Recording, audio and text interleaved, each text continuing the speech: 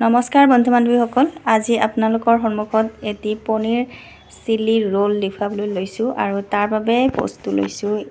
এয়া লৈছোঁ পিঁয়াজ দুটা, কেপচিকাম লৈছোঁ এফাল, আৰু এয়া পনীৰ 100 গ্ৰাম, আৰু এয়া গাজৰ দুটা আৰু পিঁয়াজ এটা আৰু জলকীয়া অকণমান সৰু সৰুকৈ কাটি লৈছোঁ, আৰু এয়া নিমখ আৰু ভিনেগাৰত অকণমান তিয়াই থ'ব।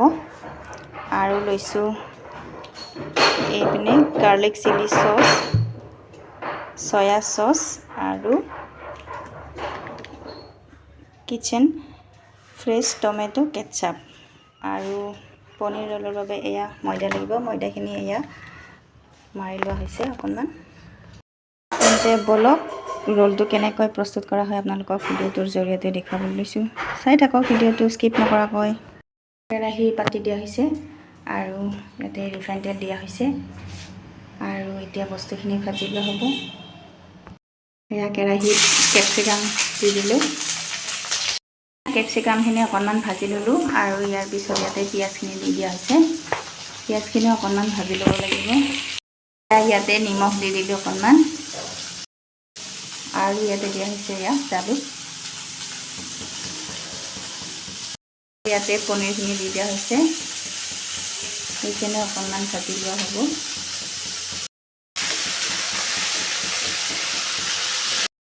এইবাৰ ইয়াতে দিয়া হ'ল টমেটো কেটচাপ,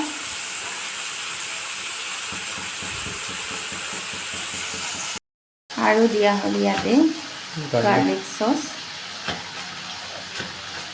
অকণমান, আৰু দিয়া হ'ল ইয়াতে চয়া চচ। আৰু এতিয়া এইখিনি ভালদৰে মিক্স কৰি ভাজি ল'ব। এয়া এইখিনি ভজা হৈ গ'ল। এয়া ৰোলৰ বাবে ময়দাৰে প্ৰস্তুত কৰা ৰুটি বেলিলোঁ আৰু এয়া টাৱাত দিলোঁ।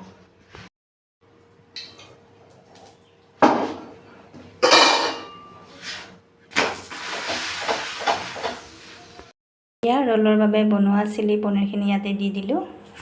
ওপৰত মেয়নিজ দি দিছোঁ, ওপৰত অকণমান টমেটো কেটচাপ দি দিলোঁ। এয়া ওপৰত কেঁচা গাজৰ আৰু পিঁয়াজ দি দিলোঁ।